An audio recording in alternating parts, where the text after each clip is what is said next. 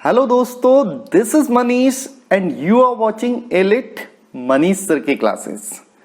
दोस्तों, हमारा आज का टॉपिक रहेगा ट्रांसफॉर्मेशन। पहले हम इससे रिलेटेड कुछ रूल्स को डिस्कस करेंगे और फिर excellent general English class 12th की बुक में दी गई एक्सरसाइजेस को भी सॉल्व करेंगे। So the class is going to be very interesting and enlightening. तो बिना और देरी किए शुरू करते हैं अपनी आज की क्लास। ट्रांसफॉर्मेशन के अंदर दो वर्ड्स आए हैं दोस्तों। नंबर एक, ट्रांस मीन्स बदला हुआ और फॉर्म मतलब रूप। इसीलिए तो ट्रांसफॉर्मेशन के अंतर्गत हम वाक्य के रूप में परिवर्तन करते हैं। साथ ही ये भी ध्यान रखना होता है दोस्तों कि वाक्य का रूप तो बदल जाए लेकिन उसका सेंस यानी कि उसका अर्थ ना बदले। सो ट्रांसफॉर्मेशन करते समय दो बातें हमें ध्यान रखनी है। Change the form but don't change the sense और मीनिंग और the soul of the sentence. तो ट्रांसफॉर्मेशन का अर्थ हो गया to change the form of a sentence without changing its sense. अब इससे रिलेटेड कुछ एग्जाम्पल्स पे भी नजर डाल लेते हैं दोस्तों। Here is the first example, the knife is blunt, और हमें इसका नेगेटिव बनाने को कहा गया है दोस्तों। तो नेगेटिव बनाते समय हेल्पिंग वर्ब के बाद तो हम नॉट लगाएंगे ही लगाएंगे, लेकिन साथ में ये भी ध्यान रखेंगे कि हमारा जो नाइफ है वो ब्लंट यानी कि धारहीन ही बना रहे। तो हम बोल सकते हैं कि चाकू धार वाला नहीं है। तो हमारा सेंटेंस बनेगा the knife is not sharp. यहां पर हमने दिए हुए वाक्य का नेगेटिव तो बना ही दिया, साथ में उसकी आत्मा को भी नहीं बदला। बस यही चीज है जो हमें ट्रांसफॉर्मेशन में अच्छे से याद रखनी है दोस्तों। Next example is she is an intelligent girl. वो एक बुद्धिमान लड़की है। अब हमें इसका इंटरोगेटिव बनाना है और इंटरोगेटिव ऐसे बनाना है कि वो लड़की भी बुद्धिमान ही रहे। तो हम बोलेंगे क्या वो लड़की बुद्धिमान नहीं है? इट मीन्स हम भी यही कहना चाहते हैं कि वो लड़की बुद्धिमान है। So the interrogative of the given sentence will be is she not an intelligent girl. Transformation के अर्थ और उसके एग्जाम्पल्स को समझने के बाद अब इसके मेथड्स पर आ जाते हैं दोस्तों। These are the methods of transformation and out of these we'll take the first one first, sentence containing adverb to, जिसके अंतर्गत remove to और use to आते हैं। पहले बात remove to की होगी दोस्तों। इसमें हमें एक वाक्य दिया जाएगा जिसमें TOO वाला to दिया होगा और हमें उसे हटाना होगा और कुछ ऐसे हटाना होगा कि उसका सेंस या अर्थ भी ना बदले। So here is an example, Mohan is too weak to pass. अगर हम ध्यान से देखें दोस्तों तो इस वाक्य में हमें दो टू दिए हैं, एक बड़ा वाला भाई TOO और एक छोटा वाला भाई TO। यहां पर TOO वाले टू का मतलब है बहुत और TO वाले टू का मतलब है के लिए। तो वाक्य का अर्थ हो गया मोहन बहुत ही कमजोर है पास होने के लिए। अब हमसे रिमूव टू करने के लिए कहा जाएगा दोस्तों। रिमूव टू करते समय हमें बड़े भाई TOO वाले टू को तो हटाना ही है, साथ में TO वाले टू यानी कि छोटे भाई को भी हटाना है। और बड़े भाई तो बहुत सीधे सादे होते हैं दोस्तों, इसीलिए बड़े आराम से हट भी जाते हैं। इसीलिए TOO वाले टू को हटाना कठिन नहीं है, उसकी जगह तो हम बस SO वाला सो लगा देंगे। टू का मतलब यहां पर बहुत है और सो का मतलब हो जाएगा इतना। लेकिन TO वाला टू यानी कि छोटा वाला भाई, इसको हटाना थोड़ा सा मुश्किल है दोस्तों, क्योंकि छोटे भाई थोड़े ज्यादा स्टब्बन यानी कि जिद्दी किस्म के होते हैं। लेकिन इसे भी हम हटाएंगे, इसे हटाने के लिए पहले हम दैट लगाएंगे, फिर सब्जेक्ट और उसके बाद कैन नॉट या कुड नॉट का प्रयोग किया जाएगा दोस्तों। तो रिमूव टू करने का बेसिक रूल हो जाएगा TOO वाला to will be changed into SO so, और TO वाला to will be changed into that plus subject plus can not और कुड नॉट। कैन नॉट और कुड नॉट का प्रयोग हम पहले वाले क्लॉज के हिसाब से कर लेंगे। If the first clause is in present तो हम कैन नॉट लगाएंगे, अगर पहले वाली क्लॉज या फिर पहला वाला उपवाक्य अगर पास्ट में है तो हम कुड नॉट का प्रयोग करेंगे दोस्तों। और ध्यान रखेंगे कैन नॉट में कैन और नॉट चिपके हुए होते हैं और कुड नॉट में कुड और नॉट अलग अलग। कैन नॉट या कुड नॉट का प्रयोग जान लेने के बाद अब सब्जेक्ट की बात करते हैं, क्योंकि इसी के हिसाब से हमारे आगे आने वाले रूल डिसाइड होंगे। अभी सब्जेक्ट पता लगाना बहुत कठिन नहीं है दोस्तों, बस हम वाक्य के स्टार्टिंग में देखेंगे। अगर शुरू में कोई लड़का है तो ही लगा देंगे, कोई लड़की है तो शी, और ज्यादा जने हैं तो दे लगा देंगे। It means if there is any male right in the beginning, we will use he. If female, we will use she. And if there are so many persons together, we will go for they. I hope इतनी बात समझ आ गई होगी। तो इसी बात को ध्यान रखते हुए अपने पहले वाले एग्जाम्पल पे आ जाते हैं जो हमने शुरू में लिखा था। And the example is Mohan is too weak to pass. अब हमें इसका रिमूव टू करना है दोस्तों। तो बनेगा मोहन इज TOO वाले टू की जगह सो, वीक TO वाले टू की जगह दैट, और सब्जेक्ट मोहन के हिसाब से डिसाइड करेंगे तो ही लगा देंगे और फिर सोचेंगे कैन नॉट लगाएं या कुड नॉट। अब क्योंकि पहले वाली क्लॉज जो हमने बनाई है दैट इज इन प्रेजेंट, तो will go for can not और फिर पास। तो हमारा पूरा वाक्य बन जाएगा Mohan is so weak that he can not pass. तो पहले वाले वाक्य का अर्थ था मोहन बहुत ही कमजोर है पास होने के लिए, और अब आपने जो बना दिया इसका अर्थ हो गया दोस्तों मोहन इतना कमजोर है कि वो पास नहीं हो सकता। कैन या कुड का हिंदी में मतलब सकना से लेना है दोस्तों। अब अपने सेकंड एग्जाम्पल पे आ जाते हैं। Geeta was too poor to buy a new car. तो it's remove too will be Geeta was so poor. अब TO वाले टू की जगह पहले दैट, और सब्जेक्ट शुरू में देखा हमने गीता इज गिवन तो उसके हिसाब से शी लगाया, और कैन नॉट कुड नॉट में से कुड नॉट को चुना because first clause is in past, और फिर बाय अ न्यू कार। तो पूरा वाक्य हो गया Geeta was so poor that she could not buy a new car. दोनों वाक्यों को ध्यान से देखें दोस्तों तो जानेंगे रूप जरूर बदला है लेकिन अर्थ नहीं। पहले वाक्य में कहा गया गीता बहुत ही गरीब थी एक नई कार खरीदने के लिए, और दूसरे वाले वाक्य में कह दिया गया कि गीता इतनी गरीब थी कि वो नई कार नहीं खरीद सकती थी। And it is something we are suppose to do while transforming the sentence. अब अपने थर्ड एग्जाम्पल पे आ जाते हैं दोस्तों। The children are too mischievous to be controlled. तो यहां पर हमें देखना है कि सब्जेक्ट ज्यादा जने हैं इसलिए हम दे लगाएंगे, और कैन नॉट कुड नॉट में से इस समय हम कैन नॉट को चुनेंगे दोस्तों, क्योंकि पहले वाली क्लॉज में आर आ रहा है जो कि प्रेजेंट टेंस का एलिमेंट है। तो हमारा वाक्य बन जाएगा The children are so mischievous that they cannot be controlled.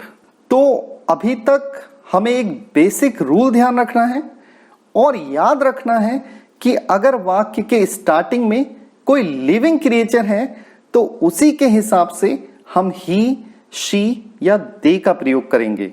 I hope अभी तक की बात समझ आ गई होगी। अब अपने सेकंड टाइप के सेंटेंसेस का रिमूव टू करना सीखेंगे दोस्तों। And the example is the tree is too high for me to climb.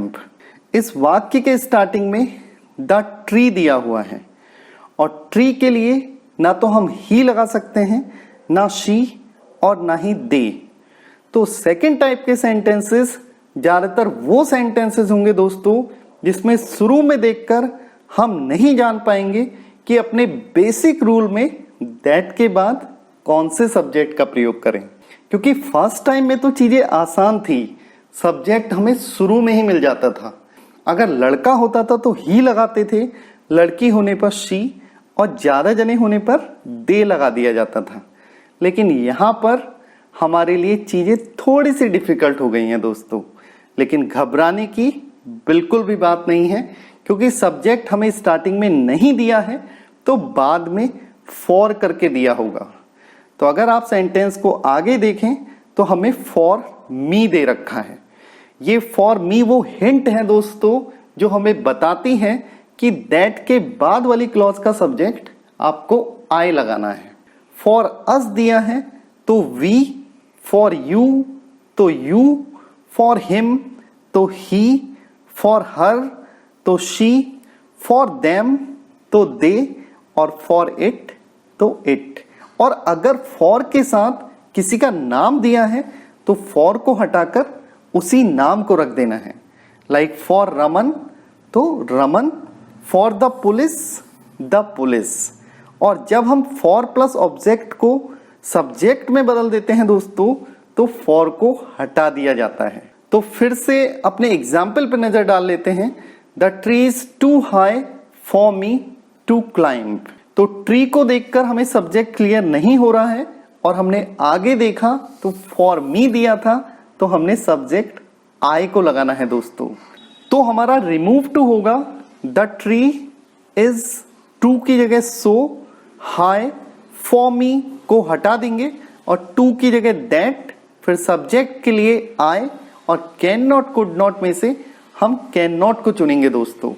तो हमारा सेंटेंस बन जाएगा, the tree is so high that I can not climb it.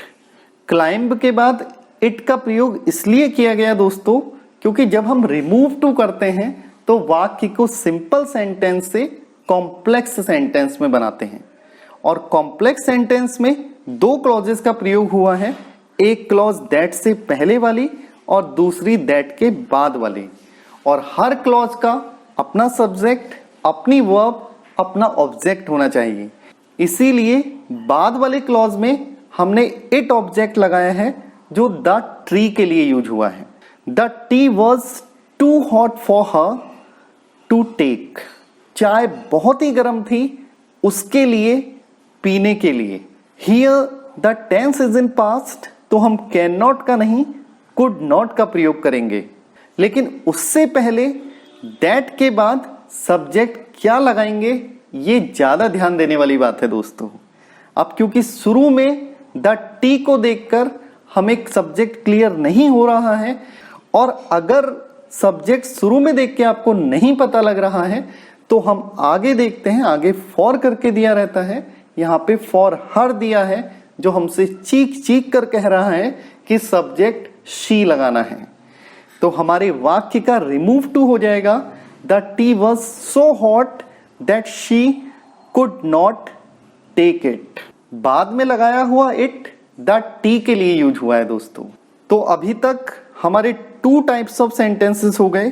First type of sentences में दूसरी clause का सब्जेक्ट हमें starting में देख के ही पता लग जाता है। सेकेंड टाइप ऑफ सेंटेंसेस में सब्जेक्ट हमें शुरू में देखकर नहीं पता लगता, हमें उसे आगे ढूंढना पड़ता है और वो आगे फॉर करके दिया रहता है। आई होप ये दो बातें अच्छे से समझ आ गई होगी। Let's come to the third type of sentences. तीसरे टाइप के सेंटेंसेस इस प्रकार के होंगे दोस्तों, the weather is too hot to go out. मौसम बहुत ही गर्म है बाहर जाने के लिए। अगर इस वाक्य को अच्छे से देखें तो शुरू में भी कोई लिविंग क्रिएचर नहीं दिया है और बाद में भी फॉर करके हमें हिंट नहीं दी गई कि हम बाद वाले क्लॉज में क्या सब्जेक्ट रखेंगे। इस केस में हमें सब्जेक्ट अपनी तरफ से लगाना होता है दोस्तों, और वो सब्जेक्ट जो हम अपनी तरफ से लगाते हैं वो या तो वन होता है या फिर इट या दे। बस ये ध्यान रखना है कि ये वाला रूल केवल तब ही लगेगा जब पिछले वाले दोनों रूल्स फेल हो जाएंगे। अब जान लेते हैं कि हमें कब 1 लगाना है और कब इट या दे। इसके लिए हमें छोटे भाई TO वाले 2 पे नजर रखनी होगी दोस्तों, और ये देखना होगा कि 2 सिंगल है या अलॉन्ग विद B है, अर्थात 2 अकेला है या 2 के साथ B भी लगा हुआ है। अगर 2 अकेला है तो हमारी बाद वाली क्लॉज एक्टिव में बनेगी, अगर 2 के साथ B है तो मोर ऑफन देन नॉट बाद वाली क्लॉज पैसिव में ही बनेगी दोस्तों। बस ये ध्यान रखना है कि ये रूल तभी लगेगा जब पिछले 2 रूल्स फेल हो जाएंगे। 1 का प्रयोग तब करते हैं जब बाद वाली क्लॉज को हम एक्टिव में बनाते हैं। इट या दे का ज्यादातर प्रयोग बाद वाली क्लॉज को पैसिव में बनाते समय करते हैं। और सरल शब्दों में बोले तो हमें 2 को देखना है। अगर 2 अकेला है तो हमें भी अकेला वाला सब्जेक्ट यानी कि 1 लगाना है, और अगर 2 के साथ B लगा हुआ है तो हम इट या दे का प्रयोग करेंगे दोस्तों। अब अपने एग्जाम्पल में दिए हुए सेंटेंस का रिमूव 2 कर लेते हैं। द वेदर इज TOO वाले 2 की जगह सो, हॉट, फिर TO वाले 2 की जगह दैट, और फिर सब्जेक्ट। तो हम उसके लिए शुरू में देखेंगे कोई लिविंग क्रिएचर नहीं है, फिर आगे देखेंगे फॉर करके भी नहीं दिया, तो इस केस में हमने 2 को देखा और 2 अकेला था, इसलिए हमने 1 का प्रयोग किया। तो हमारा सेंटेंस बन गया the weather is so hot that 1, और कैन नॉट कुड नॉट में से हमने कैन नॉट को चुना क्योंकि पहले वाली क्लॉज प्रेजेंट में है। तो the weather is so hot that 1 can not go out. Next example is the house was too costly to be purchased. Subject is not definite right in the beginning, और बाद में भी हमें for करके नहीं दिया गया है दोस्तों। तो हमने 2 को देखा और 2 के साथ B लगा है, इसका मतलब हमें अब 1 नहीं इट या दे में से कोई एक लगाना है। और हाउस तो एक ही है, इसलिए हम दे नहीं इट का प्रयोग करेंगे, और कैन नॉट कुड नॉट में से कुड नॉट को चुन लेंगे। तो हमारा रिमूव 2 हो जाएगा the house was so costly that it could not be purchased. पहले वाक्य का अर्थ था मकान बहुत ही महंगा था खरीदे जाने के लिए, और अब जो आपने बनाया इसका मतलब हो गया मकान इतना महंगा था कि उसे खरीदा नहीं जा सकता था। हमारे 4th टाइप ऑफ सेंटेंसेस पर आने से पहले बेसिक फॉर्मूले पर एक बार और नजर डाल लेते हैं और याद करते हैं। फर्स्ट टाइप वाले सेंटेंसेस में सब्जेक्ट हमें बिल्कुल शुरू में दिया रहेगा, सेकंड टाइप ऑफ सेंटेंसेस में हमें उसकी खोज करनी होगी और आगे वो फॉर करके दिया रहेगा, और थर्ड टाइप में तो शुरू में देखकर भी आपको सब्जेक्ट नहीं पता लगेगा और बाद में भी फॉर करके कुछ नहीं दिया होगा। इस केस में हम 2 को देखेंगे, अगर 2 अकेला है तो 1 और 2 के साथ B है तो इट या दे का प्रयोग करेंगे दोस्तों। इन 3 टाइप्स ऑफ सेंटेंसेस को जान लेने के बाद अपने लास्ट टाइप ऑफ सेंटेंसेस पर आ जाते हैं, और उसके बाद हम एक एक्सरसाइज करेंगे ताकि जान सकें कि कितने नियम हमें अच्छे से आए हैं। तो here is the 4th type of sentences, जिसको कि आप बाहर से देखकर ही पहचान लेंगे, क्योंकि पीछे वाले सेंटेंसेस में TOO वाले 2 के साथ TO वाला 2 भी आ रहा था दोस्तों, लेकिन इस तरीके के वाक्यों में TOO वाला 2 तो आएगा लेकिन TO वाला 2 यानी कि छोटा वाला भाई नहीं आएगा। इस केस में बड़े वाले भाई यानी 2 के स्थान पर हमें सो का प्रयोग नहीं करना है दोस्तों। यहां पर TOO वाले 2 के स्थान पर हम एक्सट्रीमली, एक्सेसिवली, ओवर या बियॉन्ड द प्रॉपर लिमिट का प्रयोग करेंगे, और किसी को भी कभी भी लगा सकते हैं। अगर हमें एक्सट्रीमली से दिया हुआ सेंटेंस बनाना है तो हो जाएगा the class is extremely noisy. अगर एक्सट्रीमली आपको टफ लग रहा है तो आप एक्सेसिवली को भी याद रख सकते हैं दोस्तों, तो हो जाएगा the class is excessively noisy. अब आप कहेंगे ये तो पिछले वाले से भी ज्यादा टफ था, तो फिर वी हैव ओवर का प्रयोग करके भी आप इसे बना सकते हैं, the class is over noisy. लेकिन ध्यान रखेंगे कि बियॉन्ड द प्रॉपर लिमिट को आपको टी डबल ओ वाले टू के स्थान पर ना रखकर वाक्य के बिल्कुल अंत में रखना है। It means the class is noisy beyond the proper limit. तो शुरू के तीन एक्सट्रीमली, एग्जेसिवली और ओवर टी डबल ओ वाले टू की जगह पर आएंगे और बियॉन्ड द प्रॉपर लिमिट बिल्कुल एंड में आएगा। ऐसे ही other example is he is too eager for praise. और इस सेंटेंस को तो आप खुद भी बना सकते हैं दोस्तों। तो here is the answer. I hope 4 types of sentences के रिमूव टू करने आपको आ गए हैं। अगर नहीं आए तो एक बार और देख लें ताकि आने वाली एक्सरसाइज ज्यादा अच्छे से समझ आए। अब excellent general English class 12th में दी गई एक्सरसाइज का सॉल्यूशन देख लेते हैं दोस्तों। And here is the exercise given in your book, exercise 1A। तो the first sentence is I am too busy to attend the marriage ceremony. ये sentence first type of sentences में है क्योंकि शुरू में ही हमें लिविंग क्रिएचर दे रखा है। तो हमारा वाक्य बन जाएगा I am so busy that I can not attend the marriage ceremony. Second one is the passage is too difficult for me to understand. इसमें शुरू में निर्जीव चीज आ रही है जिसे देख के सब्जेक्ट क्लियर नहीं हो रहा, लेकिन बाद में फॉर मी दिया हुआ है जो हमें बता रहे हैं कि दैट के बाद हम सब्जेक्ट आई लगाएंगे। तो हमारा वाक्य हो जाएगा the passage is so difficult that I can not understand it. It मैंने यहां पैसेज के लिए लगाया है दोस्तों। Now the third one, it is never too late to learn. तो इसका हो जाएगा it is never so late that one can not learn. ये हमारा थर्ड टाइप ऑफ सेंटेंसेस से रिलेटेड है। She is too eager for her result. It is related to the fourth one जिसमें T double O वाला to ही दिया रहता है, T O वाला टू नहीं दिया रहता। तो हम इसका बना सकते हैं she is extremely eager for her result. Now the next one, he is too proud of his knowledge. तो we can say he is over proud of his knowledge. Next one, she is too young to travel alone. ये तो first type of sentences वाला हलवा type sentence आ गया, तो इसे हम बना देंगे she is so young that she can not travel alone. Next one, Mohan is too strong for me to be defeated. Remove too करने के हमारे पास यहां पर 2 तरीके होंगे दोस्तों। The first one, Mohan is so strong for me that he can not be defeated. और दूसरे टाइप का रिमूव टू हो जाएगा Mohan is so strong that I can not defeat him. तो दोनों में से हम किसी को भी बना सकते हैं दोस्तों। Now 8th one, he is too good to be a successful businessman and it's remove too will be he is so good that he can not be a successful businessman. Next one, he was too tired to work.